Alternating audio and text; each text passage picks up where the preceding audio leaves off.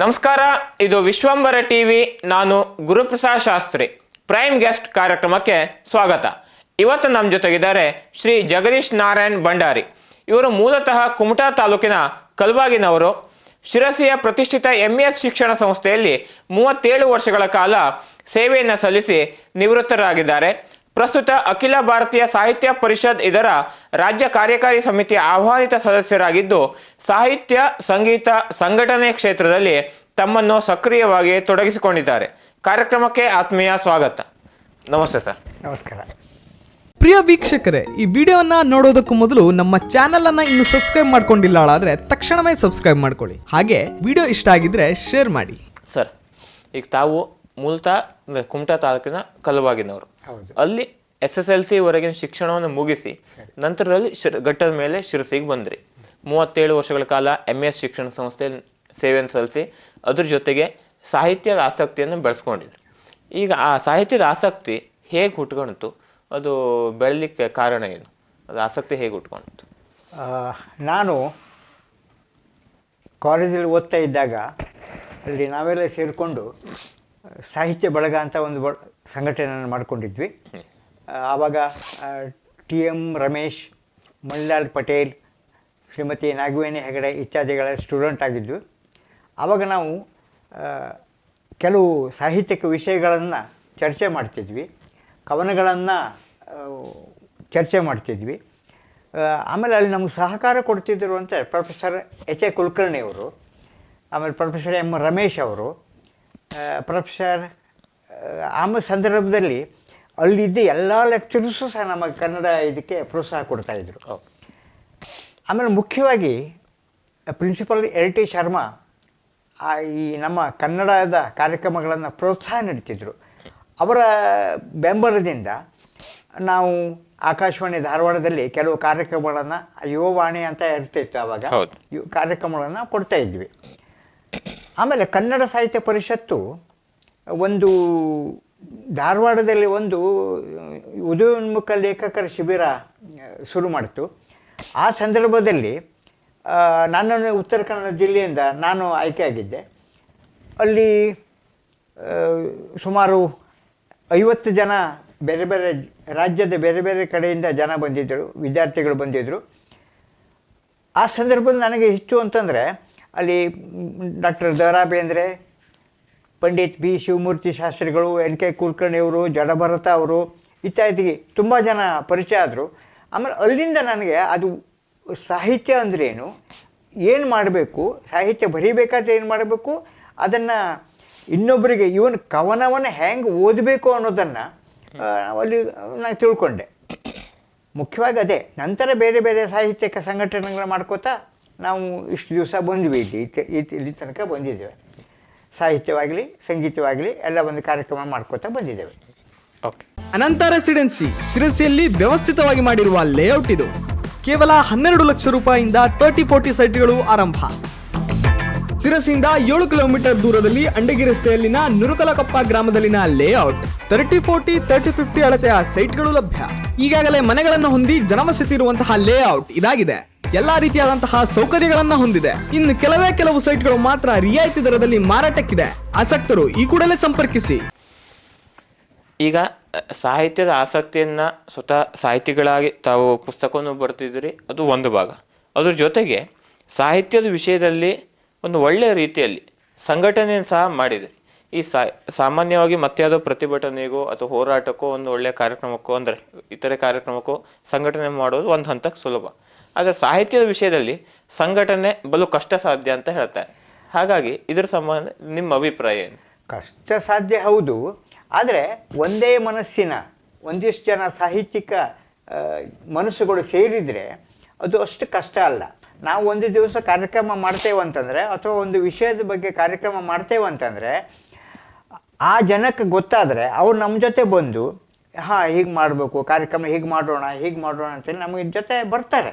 ಬರೋದಿಲ್ಲ ಅಂತಲ್ಲ, ಕೆಲವೊಂದು ಸತಿಗೆ ಜನನೇ ಬರದೇ ಇದ್ದಾಗ ನಾವು ಬರೀ ಕುರ್ಚಿಗಳಿಗೆ ನಮ್ಮ ಸಂವೇದನೆಯನ್ನು ವ್ಯಕ್ತಪಡಿಸಬೇಕಾಗ್ತದೆ ಅಷ್ಟೇ. ಕೆಲವೊಮ್ಮೆ ಖಾಲಿ ಕುರ್ಚಿಗಳಿಗೆ ಸಾಹಿತ್ಯಗೋಷ್ಠಿ ನಡೆದಿದ್ದು ಸಾಕಷ್ಟು ಉದಾಹರಣೆಗಳು ಇವೆ. ಆ್ಯಕ್ಚುಲಿ ಉದಾಹರಣೆಗಳು ಇದ್ದಾವೆ, ಬಟ್ ನಮ್ಮ ಶಿರ್ಷಿ ಒಳಗೆ ಅದಕ್ಕೆ ಪ್ರೋತ್ಸಾಹ ಭಾಳ ಚೆನ್ನಾಗಿದೆ. ಯಾವುದೇ ಸಾಹಿತ್ಯಿಕವಾಗಿ, ಸಂಗೀತವಾಗಿರಲಿ, ನೃತ್ಯ ಆಗಲಿ, ಸಂಘಟನೆ ಮಾಡಿದಾಗ ನಮ್ಮ ಶಿರ್ಸಿ ಊರಿನ ಜನ ತುಂಬ ಪ್ರೋತ್ಸಾಹ ಕೊಡ್ತಾರೆ. ಕಲೆ ಅನ್ನೋದು ಉಳ್ಕೊಂಡಿದ್ದು ಜಾಗ ಅಂತ ಶಿರ್ಸಿನೂ ಒಂದು. ಓಕೆ, ಈಗ ತಾವು ಕನ್ನಡ ಸಾಹಿತ್ಯ ಜೊತೆಗೆ ಕೊಂಕಣಿ ಸಾಹಿತಿಗಳಾಗೂ ಸಹ ಗುರ್ಸ್ಕೊಂಡಿದ್ದೀರಿ. ಪುಸ್ತಕಗಳನ್ನು ಅಕಾಡೆಮಿ ವತಿಯಿಂದ ಪುಸ್ತಕವನ್ನು ಸಹ ಬರೆದಿದ್ದೀರಿ. ಉತ್ತರ ಕನ್ನಡ ಜಿಲ್ಲಾ ಸಾಹಿತ್ಯ ಕ್ಷೇತ್ರಕ್ಕೆ ಕೊಂಕಣಿದು ಸಹ ಒಂದು ಪ್ರಮುಖವಾದ ಒಂದು ಕೊಡುಗೆ ಇದೆ. ಹೌದು. ಅದ್ರ ಬಗ್ಗೆ ನಿಮ್ಮ ಅಭಿಪ್ರಾಯ ಏನು? ಉತ್ತರ ಕನ್ನಡ ಜಿಲ್ಲೆಯಲ್ಲಿ ಸಾಕಷ್ಟು ಕೊಂಕಣಿ ಮಾತಾಡುವ ಜನ ಇದ್ದಾರೆ. ಹೌದು. ಅಂದರೆ ಇಲ್ಲಿ ಒಂದು ರೀತಿ ಸಾಮರಸ್ಯ ಇದೆ. ಕನ್ನಡ ಕೊಂಕಣಿ, ಈ ಕನ್ನಡ ಭಾಷೆ ಮಾತಾಡುವವರು ಸಹ ಕೊಂಕಣಿ ಅರ್ಥ ಮಾಡ್ಕೋತಾರೆ, ಕೊಂಕಣಿ ಮಾತಾಡುವವರು ಸಹ ಕನ್ನಡವನ್ನು ಅರ್ಥ ಮಾಡ್ಕೋತಾರೆ. ಸಹಜ ಅದು. ಮತ್ತು ಮುಖ್ಯವಾಗಿ ನಮಗೆ ಎಲ್ಲೇ ಇದ್ದರೂ ಕನ್ನಡದಲ್ಲಿ ಎಷ್ಟೇ ವ್ಯವಹಾರ ಮಾಡಿದ್ರು ನಮ್ಮ ಮಾತೃಭಾಷೆ ಮೇಲೆ ಮನೇಲಿ ಮಾತಾಡ್ತೇವೆ. ಸಹಜ. ಉತ್ತರ ಕನ್ನಡ ಜಿಲ್ಲೆ ಏನಾಗಿದೆ ಅಂತಂದರೆ, ನಮ್ಮ ಗೌರೀಶ್ ಕಾಯ್ಕಿಣಿಯವರು, ಜಯಂತ್ ಅವರು ಕನ್ನಡದಲ್ಲಿ ಬಹಳ ಕೆಲಸ ಮಾಡಿದ್ದಾರೆ. ಹಾಗೆ ಕೊಂಕಣಿ ಒಳಗೆ ಕೆಲಸ ಮಾಡಿದ್ದಾರೆ. ಕೊಂಕಣಿ ಅಕಾಡೆಮಿ ಅಂತ ಒಂದಿದೆ. ಅದು ಕೊಂಕಣಿ ಅಕಾಡೆಮಿ ಕೊಂಕಣಿ ಭಾಷೆಯ ಕೃತಿಗಳಿಗೆ, ಭಾಷೆ ಮಾತಾಡುವವರಿಗೆ ಕೆಲವು ಕಾರ್ಯಕ್ರಮಗಳನ್ನ ಏರ್ಪಾಡು ಮಾಡಿ ಪ್ರೋತ್ಸಾಹ ಕೊಡ್ತಿದೆ. ಆದರೆ ನಾವು ಕನ್ನಡದಲ್ಲಿ ಒಂದು ಚೂರು ಹಿಂದೆ ಬಿದ್ದಿಲ್ಲ. ಆಮೇಲೆ ಈಗ ಕೊಂಕಣಿ ಮಾತಾಡುವ, ಉದಾಹರಣೆಗೆ ಬೇರೆ ಬೇರೆ ಭಾಷೆ ಮಾತಾಡುವವರು ನಮ್ಮ ಕನ್ನಡಕ್ಕೆ ಬಂದ ನಂತರ ಪೂರ್ತಿಯಾಗಿ ಕನ್ನಡಿಗರೇ ಆಗಿದ್ದೇವೆ ನಾವು. ಹೀಗಾಗಿ ನಾವು ಕೊಂಕಣಿಯವರು ಸಹ ಕನ್ನಡವನ್ನು ತುಂಬ ಪ್ರೀತಿಸ್ತೇವೆ. ಆಮೇಲೆ ಕೊಂಕಣಿಯಲ್ಲಿ ಉತ್ತರ ಕನ್ನಡ ಜಿಲ್ಲೆ ಕೊಂಕಣಿ ಪರಿಷತ್ ಅಂತ ಒಂದು ಪರಿಷತ್ತಿದೆ. ಅದು ಕೊಂಕಣಿ ಭಾಷೆಗೆ ಹೆಚ್ಚಿಗೆ ಪ್ರೋತ್ಸಾಹ ಕೊಡ್ತಾ ಇದೆ. ಪ್ರಿನ್ಸಿಪಾಲ್ LT ಶರ್ಮಾರವರು, BS ಶ್ರೀಧರವರು ಕನ್ನಡಕ್ಕೆ ಹೇಗೆ ನಮಗೆ ಆವಾಗ ಮಾರ್ಗದರ್ಶನ ಆಗಿದ್ದರು, ಸೋಂದಿಯವರು ಕನ್ನಡದಲ್ಲೂ ಸಹ ಕನ್ನಡಕ್ಕೂ ಪ್ರೋತ್ಸಾಹ ಕೊಟ್ಟಿದ್ದಾರೆ. ಆಮೇಲೆ ಕೊಂಕಣಿಯಲ್ಲೂ ಸಹ ನಮ್ಮ ಮಾತೃಭಾಷೆಯಲ್ಲಿ ಸ್ವಲ್ಪ ಏನಾದರೂ ಸೇವೆ ಮಾಡುವಂಥ ಹಿನ್ನೆಲೆಯಲ್ಲಿ ಇದು ಓಪನ್ ಆಗಿದೆ ನಮ್ಮದು. ಯಾವುದು? ಉತ್ತರ ಕನ್ನಡ ಜಿಲ್ಲಾ ಕೊಂಕಣಿ ಪರಿಷತ್ತು. ಅಲ್ಲಿ ನಾವು ಕೊಂಕಣಿಗೆ ಹೆಚ್ಚು ಮಾನ್ಯತೆ ಸಿಗುವಂಗೆ ನಾವು ನೋಡ್ಕೊಂಡಿದ್ದೇವೆ. ಅಂದರೆ ಏನು ಅಂತಂದರೆ, ಮಾತೃಭಾಷೆ ಪ್ರೀತಿ ಮೇಲೆ, ಆಮೇಲೆ ಕನ್ನಡದ ಜೊತೆ ಹೊಂದಾಣಿಕೆ ಮಾಡ್ಕೊಂಡು ಹೋಗೋದು ಏನಿದೆಯಲ್ಲ, ಅದು ಎರಡೂ ವಿಷಯದಲ್ಲಿ ನಾವು ಎರಡೂ ಭಾಷೆಗಳನ್ನು ನಾವು ಸರಿಯಾಗಿ ಸಮಾಂತರವಾಗಿ ನೋಡ್ಕೋತೇವೆ. ಆದರೆ ಕನ್ನಡಕ್ಕೆ ಹೆಚ್ಚಿಗೆ ಪ್ರೋತ್ಸಾಹ ನಮ್ದಿದೆ. ಅದು ಎರಡೂ ರೀತಿ. ಈಗ ಮಾತೃಭಾಷೆ ಕಡೆಗಣಿಸೋದು ಯಾವತ್ತೂ ಇಲ್ಲ, ಆಗಬಾರ್ದು. ಮಾತೃಭಾಷೆ ಯಾವುದೇ ಭಾಷೆ ಇರಲಿ, ಮಾತೃಭಾಷೆಯಲ್ಲಿ ಸಾಹಿತ್ಯ ಬರೆದಾಗ ಅದಕ್ಕೊಂದು ನೈಜವಾದಂಥ ಭಾವನೆಯನ್ನು ವ್ಯಕ್ತಪಡಿಸಲಿಕ್ಕೆ ಸಾಧ್ಯ ಆಗತ್ತೆ. ಹಾಗಾಗಿ ಅದು ಏನು ಅಲ್ಲ, ಒಂದು ಮತ್ತೆ ಉತ್ತರ ಕನ್ನಡ ಜಿಲ್ಲೆ ಸಾಹಿತ್ಯ ಕ್ಷೇತ್ರಕ್ಕೆ ಕೊಂಕಣಿ ಸಾಹಿತ್ಯದ ಕೊಡುಗೆ ಭಾಳ ಸಾಕಷ್ಟು ಪ್ರಮಾಣದಲ್ಲಿದೆ. ಇದೆ. ಈಗ ತಾವು ಸಾಹಿತ್ಯದ ಜೊತೆ ಒಂದು ಭಾಗ, ಅದ್ರ ಜೊತೆಗೆ ಬುಡಕಟ್ಟು ಜನಾಂಗ, ಅದರಲ್ಲಿಯೂ ಪ್ರಮುಖವಾಗಿ ಸಿದ್ಧಿ ಸಮುದಾಯದ ಆ ಸಮುದಾಯದ ಜೊತೆ ಇದ್ದು ಅವರ ಜನಜೀವನ ಇರ್ಬೋದು, ಒಂದು ಸಾಂಸ್ಕೃತಿಕ ಕ್ಷೇತ್ರದಲ್ಲಿ ಅವರೊಂದು ಮೈಲುಗಲ್ಲು ಇರ್ಬೋದು, ಆ ನಿಟ್ಟಿನಲ್ಲಿ ಒಂದು ಅಧ್ಯಯನ ಮಾಡಿ ಪುಸ್ತಕವನ್ನು ಸಹ ಹೊರತಂದಿದ್ರು. ಅವರೊಂದು ಸಮುದಾಯದ ಬಗ್ಗೆ ಅಧ್ಯಯನ ಮಾಡಬೇಕಂತ ಯಾಕೆ ಅನ್ನಿಸ್ತು? ಇದಕ್ಕೆ ಮುಖ್ಯ ಕಾರಣ ಶ್ಯಾಮಂ ಕೃಷ್ಣರಾಯರು. ಬೆಂಗಳೂರಿನ ಹೇಮಂತ ಸಾಹಿತ್ಯ ಪ್ರಕಾಶನ ಬೇರೆ ಬೇರೆ ವಿಷಯದ ಕುರಿತು ಸಾಹಿತ್ಯವನ್ನು ಪ್ರಕಟ ಮಾಡ್ತಾ ಇದೆ. ನನಗೆ ಬುಡಕಟ್ಟು ಜನಾಂಗ ಆದ ಸಿದ್ಧಿಯವರ ಬಗ್ಗೆ ಮಾಹಿತಿ ಕಲೆಕ್ಟ್ ಮಾಡಿಕೊಡಿ ಅಂತ ಬಂತು. ಅದು ಮಾಹಿತಿ ಕಲೆಕ್ಟ್ ಮಾಡಿದ ನಂತರ ಅವರು ಪುಸ್ತಕ ರೂಪದಲ್ಲಿ ಪ್ರಿಂಟ್ ಮಾಡಿದರು.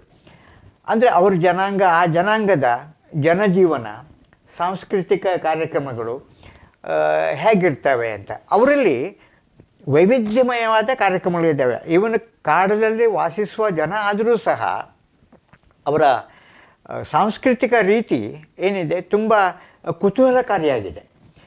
ಅವರು ಈಗ ಶಾಂತಾರಾಮ್ ಸಿದ್ಧಿಯವರು ಆವಾಗ ನನ್ನ ಪುಸ್ತಕ ಬರೆದಾಗ ಅದನ್ನು ಅವ್ರಿಗೆ ತೋರಿಸಿದ್ದೆ. ಅವರು ಇಲ್ಲ, ಚೆನ್ನಾಗಿದೆ, ನಮ್ಮ ಜನಜೀವನದ ಬಗ್ಗೆ ಚೆನ್ನಾಗಿ ಬರೆದಿದ್ದೀರ ಅಂತ ಹೇಳಿದರು. ಆ ಹಿನ್ನೆಲೆಯಲ್ಲಿ ನಂಗೆ ಸ್ವಲ್ಪ ಧೈರ್ಯ ಬಂತು. ಆಮೇಲೆ ಅವರ ರೀತಿ ರಿವಾಜುಗಳು, ಮದುವೆ ಕಾರ್ಯಕ್ರಮಗಳು ಇತ್ಯಾದಿ ಎಲ್ಲವನ್ನು ಕಲೆಕ್ಟ್ ಮಾಡಿಕೊಂಡು ಆ ಸಣ್ಣ ಪುಸ್ತಕದಲ್ಲಿ ಪ್ರಿಂಟ್ ಆಗಿದೆ. ಈಗ ಅವರು ಒಂದು ಜನಜೀವನ ಅಧ್ಯಯನದಲ್ಲಿ ವಿಶೇಷವಾಗಿ ಹೇಳುವಂಥ ಯಾವ ವಿಚಾರವ ನಿಮಗೆ ಅಂದರೆ ಭಾಳ ಕುತೂಹಲ ಅನಿಸ್ತು ಅಥವಾ ಇಷ್ಟ ಅನಿಸ್ತು? ಅದು ವಿಶೇಷ ಅಂತಂದರೆ, ಸಾಮಾನ್ಯವಾಗಿ ಅವರಲ್ಲಿ ಹೆಸರುಗಳು ಒಂದೇ ಮನೆಯಲ್ಲಿ ಒಂದೇ ಹೆಸರಿನ 3-4 ಜನ ಇರ್ತಾರೆ. ಓಹೋ. ಆಮೇಲೆ ಅವರು ಹೆಚ್ಚಾಗಿ ಕೊಂಕಣಿ ಭಾಷೆ ಮಾತಾಡ್ತಾರೆ. ಮೊದಲು ಅವರ ವಿದ್ಯಾಭ್ಯಾಸ ಅಷ್ಟು ಇರಲಿಲ್ಲಾಗಿತ್ತು.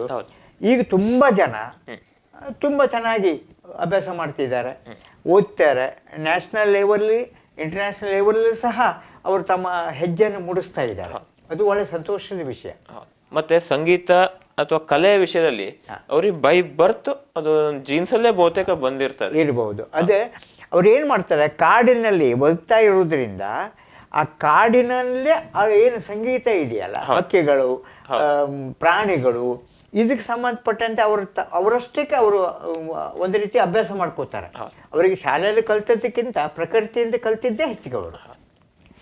ಈಗ ಸಂಗೀತ ಅಂದ ತಕ್ಷಣ ನೆನಪಾಯ್ತು, ಈಗ ತಾವು ಸಾಹಿತ್ಯದ ಸಂಘಟನೆ ಒಂದು ಭಾಗ, ಅದ್ರ ಜೊತೆಗೆ ಸಾಹಿತ್ಯದಷ್ಟೇ ಸಮಾನವಾಗಿ ಸಂಗೀತಕ್ಕೂ ಕೂಡ ಆದ್ಯತೆ ನೀಡಿ ಅದರ ಒಂದು ಪ್ರೋತ್ಸಾಹಕರಾಗಿ, ಪೋಷಕರಾಗಿ ಸಂಗೀತದ ಒಂದು ಸಂಘಟನೆಯನ್ನು ಮಾಡಿದೆ. ಅದ್ರ ಬಗ್ಗೆ ಏನು ಹೇಳ್ತೀರಿ? ಅದಕ್ಕಂತಂದರೆ ನಾವು ಕಾಲೇಜಲ್ಲಿ ಇದ್ದಾಗ ಪ್ರೊಫೆಸರ್ ಎನ್ ಜಿ ಭಟ್ರವರು ಅವರು ಪ್ರಿನ್ಸಿಪಾಲ್ ಆಗಿದ್ದರು. ಆವಾಗ ನಾಟಕಗಳನ್ನು ಸಂಘಟಿಸ್ತಿದ್ರು. ಅಂದರೆ ಮುಖ್ಯವಾಗಿ ದೊರೆ ಇಡಿಪಸ್, ಅಂತಿಗೊನೆ ಇಂಥದ್ದು ನಾಟಕಗಳನ್ನು ಮಾಡ್ತಿದ್ರು. ನಮ್ಮ ಬಿ ಡಿ ಪಾಠಕ್ ಸರ್ ಅವರು ನಾಟಕದ ಸಂಗೀತದ ಜವಾಬ್ದಾರಿ ತಗೋತಿದ್ರು. ಅದು ಅವಾಗ ಏನಾಯಿತು ಕೊಡೋದ್ರೆ ನನಗೂ ಸಂಗೀತ ಭಾಗಕ್ಕೆ ಅವರು ಸೇರ್ಪಡೆ ಮಾಡಿಕೊಂಡ್ರು. ಅಂದು ಕ್ರಮೇಣವಾಗಿ ನನ್ನ ಮಿಸ್ಸಸ್ಸು ಸಹ ಡಾಕ್ಟರ್ ಶೈಲಜಾ ಮಂಗಳೂರ್ಕರ್ ಅವರು ಸಂಗೀತದಲ್ಲೇ ಕಾಲೇಜಲ್ಲಿ ಲೆಕ್ಚರರ್ ಆಗಿದ್ದರಿಂದ ಅವ್ರದ್ದು ಇದಿರ್ಬೋದು, ಅಂದರೆ ಏನು ಛಾಯೆ ಇರ್ಬೋದು, ಇನ್ಫ್ಲೂಯೆನ್ಸ್ ಇರ್ಬೋದು. ನಾನು ಸಂಗೀತದಲ್ಲೂ ಸಹ ಪ್ರಯತ್ನ ಮಾಡಿದ್ದೇನೆ ಅಷ್ಟೇ, ಅಂದರೆ ದೊಡ್ಡ ಪ್ರಮಾಣದಲ್ಲ ಅಷ್ಟೇ. ಆಮೇಲೆ ಸಂಗೀತವನ್ನು ಶಿರ್ಸಿ ಒಳಗೆ ಡಾಕ್ಟರ್ ಕಲಾ ಭಟ್ ಮೇಡಮ್ ಅಂತ ಇದ್ದರು ಇಲ್ಲಿ. ಅವರು ಬಿ ಆರ್ ಕೊಲ್ಲಾಪುರೆ ಅಂತ ಒಬ್ಬರು ಇದ್ದರು. ಮತ್ತು ನಾನು ಸೇರಿಕೊಂಡು ನೃತ್ಯಕ್ಕೆ ಸಂಬಂಧಪಟ್ಟಂತೆ ಹಾಗೂ ಸಂಗೀತಕ್ಕೆ ಸಂಬಂಧಪಟ್ಟಂತೆ ಹಲವಾರು ಕಾರ್ಯಕ್ರಮಗಳನ್ನು ನಮಗೆ ಅವಕಾಶ ಆಗಿದ್ದೇ ಹೆಚ್ಚಾಗಿ ನಮ್ಮ ಮಾರಿಕಮ್ಮ ದೇವಸ್ಥಾನದಲ್ಲಿ. ಅಲ್ಲಿ ನಾವು ಕಾರ್ಯಕ್ರಮ ಸಂಘಟನೆ ಮಾಡ್ತಿದ್ವಿ. ಆಮೇಲೆ ನಮ್ಮ ದೇವಸ್ಥಾನದಲ್ಲೇ ವಿದ್ವಾನ್ ಮಹಾರುದ್ರಪ್ಪ ವಿ ಪೂಜಾರವರು ದೇವಸ್ಥಾನ ಅರ್ಚಕರಾಗಿದ್ದಾಗ ಸಾಹಿತ್ಯದ್ದು, ನಾಟಕದ್ದು ಮತ್ತು ಸಂಗೀತದ್ದು ಬಹಳ ಆಸಕ್ತಿಯಿಂದ ಸಂಘಟನೆ ಮಾಡ್ತಿದ್ರು. ಅವರ ನೆನಪಿನಲ್ಲಿ ನಮ್ಮ ಸಂಜೀವ್ ಪೋದ್ದಾರ್ ಸರ್ ಅವರು ಈಗಲೂ ಕಾರ್ಯಕ್ರಮ ನಡೆಸ್ಕೊಂಡು ಬರ್ತಾ ಇದ್ದಾರೆ. ಅಲ್ಲಿಗೆ ಸಂಘಟನೆಗೆ ನಾವು ಅಲ್ಲಿ ಹೋಗ್ಲಿಕ್ಕೆ ನನಗೆ ಅವಕಾಶ ಆಯಿತು. ಅರುಣೋದಯ ಕಲಾ ಶ್ರೀ ಅರುಣೋದಯ ಕಲಾನಿಕೇತನ, ಅದು 1947ರಲ್ಲಿ ಕಟ್ಟಿದ್ದ ಸಂಸ್ಥೆ. ಈಗಲೂ ಕಾರ್ಯಕ್ರಮ ಮಾಡ್ತಾ ಇದ್ದಾರೆ. ಸಂಜೀವ್ ಪೋದ್ದಾರ್ ಅವರ ಶಿಷ್ಯರಾಗಿದ್ದರು. ನಾವು ಶಿಷ್ಯರಲ್ಲ, ಬಟ್ ಜೊತೆಗೆ ಸೇರಿಕೊಂಡು ಇದು ಮಾಡ್ತೀವಿ. 30ನೇ ತಾರೀಕಿಗೆ ಕಾರ್ಯಕ್ರಮ, ನಾಳೆ 30ನೇ ತಾರೀಕಿಗೆ ಒಂದು ನೆಮ್ಮದಿ ಕೇಂದ್ರದಲ್ಲಿ ಒಂದು ಕಾರ್ಯಕ್ರಮ ಇದೆ, ಸಂಗೀತ ಕಾರ್ಯಕ್ರಮ ಇದೆ. ಇದ್ರ ಜೊತೆಗೆ ಈಗ ನಿಮ್ಮ ಇಷ್ಟು ವರ್ಷಗಳ ಕಳೆದೊಂದು 40-45 ವರ್ಷಗಳ ಸಾಹಿತ್ಯ ಕ್ಷೇತ್ರ ಇರ್ಬೋದು, ಸಂಗೀತ ಕ್ಷೇತ್ರ ಇರ್ಬೋದು, ಅದ್ರ ಜೊತೆಗೆ ಸಂಘಟನೆ. ಈಗ ಸಾಹಿತ್ಯ ಬರೆಯೋದು ಒಂದು ಭಾಗ, ಸಂಗೀತ ಒಂದು ಭಾಗ, ಜೊತೆ ಸಂಘಟನೆ ಮಾಡುವಂಥದ್ದು ಸುಲಭದ ಕೆಲಸ ಅಲ್ಲ. ಹಾಗಾಗಿ ಇದನ್ನು ಗೌರವಿಸಿ ಈಗ ಏನು ಡಿಸೆಂಬರ್ 3-4-5ರಂದು ಜಿಲ್ಲಾ ಸಾಹಿತ್ಯ ಸಮ್ಮೇಳನ ಶಿರ್ಸಿಯಲ್ಲಿ ನಡೀತಾ ಇದೆ. ಅದರಲ್ಲಿ ತಮ್ಮನ್ನ ಸಂಘಟನೆ ವಿಭಾಗದಲ್ಲಿ ತಮ್ಮನ್ನ ಒಂದು ಗೌರವ ನೀಡಿ ಪುರಸ್ಕಾರ ಮಾಡ್ತಾ ಇದ್ದಾರೆ. ಅದ್ರ ಬಗ್ಗೆ ಏನು ಹೇಳಲಿಕ್ಕೆ ಬಯಸ್ತಾರೆ? ಒಂದು ರೀತಿ ಖುಷಿಯಾಗಿದೆ. ಆಮೇಲೆ ನಮ್ಮ ಜನರ ನಮ್ಮ ಪರಿಸರದ ಜನರ ಹಾಗೂ ಸಂಘಟನೆಗಳ ಏನೇನು ಗುರುತಿಸೋದಕ್ಕೆ ಇದೆಯಲ್ಲ, ಅದು ತುಂಬ ಖುಷಿ ಕೊಡ್ತದೆ. ಆಮೇಲೆ ನಮ್ಮ ಯಾವತ್ತೂ ನಾವು ಕನ್ನಡದ್ದು ಸಂಗೀತದ ಸಂಘಟನೆ ಮಾಡಬೇಕಾದ್ರೆ ಮಧ್ಯೆ ಇಂಥೊಂದು ಬೆಳಕು ಬಂದರೆ ಸ್ವಲ್ಪ ಎಲ್ಲರಿಗೂ ಖುಷಿ ಆಗ್ತದೆ, ನನಗೂ ಖುಷಿಯಾಗಿದೆ. ಇವತ್ತಿನ ಪ್ರೈಮ್ ಗೆಸ್ಟ್ ಕಾರ್ಯಕ್ರಮದಲ್ಲಿ ನಮ್ಮ ಜೊತೆ ಉಪಸ್ಥಿತರಿದ್ದು ಅಭಿಪ್ರಾಯ ಅನಿಸಿಕೆ ಹಂಚಿಕೊಂಡಿರುವ ಶ್ರೀ ಜಗದೀಶ್ ಭಂಡಾರಿ ಅವರಿಗೆ ವಿಶ್ವಂಬರ ಟಿವಿ ವತಿಯಿಂದ ಹೃತ್ಪೂರ್ವಕ ಕೃತಜ್ಞತೆಗಳನ್ನು ಸಲ್ಲಿಸ್ತಾ ಇದ್ದೀವಿ. ವಿಶ್ವಂಬರ ಟಿವಿ ಕುರಿತಾಗಿ ಒಂದೆರಡು ಅನಿಸಿಕೆಯನ್ನು ಹಂಚ್ಕೋಬೇಕು ಅಂತ ಕೇಳ್ಕೊತೀನಿ. ಮುಖ್ಯವಾಗಿ ಶಿರ್ಸಿ ಒಳಗೆ ಈ ರೀತಿಯಾಗಿ ಕಾರ್ಯಕ್ರಮ ಆಗಿ ಅವಕಾಶ ಮಾಡಿಕೊಟ್ಟಿದ್ದಕ್ಕೆ ನಾನು ವಿಶ್ವಂಬರ ಟಿವಿಗೆ ಧನ್ಯವಾದಗಳನ್ನು ಅರ್ಪಿಸ್ತೇನೆ. ಈ ಕಾರ್ಯಕ್ರಮಗಳು ನಡೀತಾ ಇರಬೇಕಾದ್ರೆ ವಿಶ್ವಂಬರ ಟಿವಿ ಸಹ ಬೆಳೀಬೇಕು, ಆಯಿತಾ, ಮುಂದೆ ರಾಜ್ಯ ಮಟ್ಟದಲ್ಲಿ ಅದು ಮತ್ತೆ ಬೆಳಕು ಕಾಣಬೇಕು ಅನ್ನೋದು ಆಸೆ ನನಗಿದೆ. ನಮ್ಮ ಕೈಲಾದ ಮಟ್ಟಿಗೆ ನಾವು ಅದ್ರ ಜೊತೆಗಿರ್ತೇವೆ. ಓಕೆ, ಧನ್ಯವಾದ. ನಮಸ್ಕಾರ.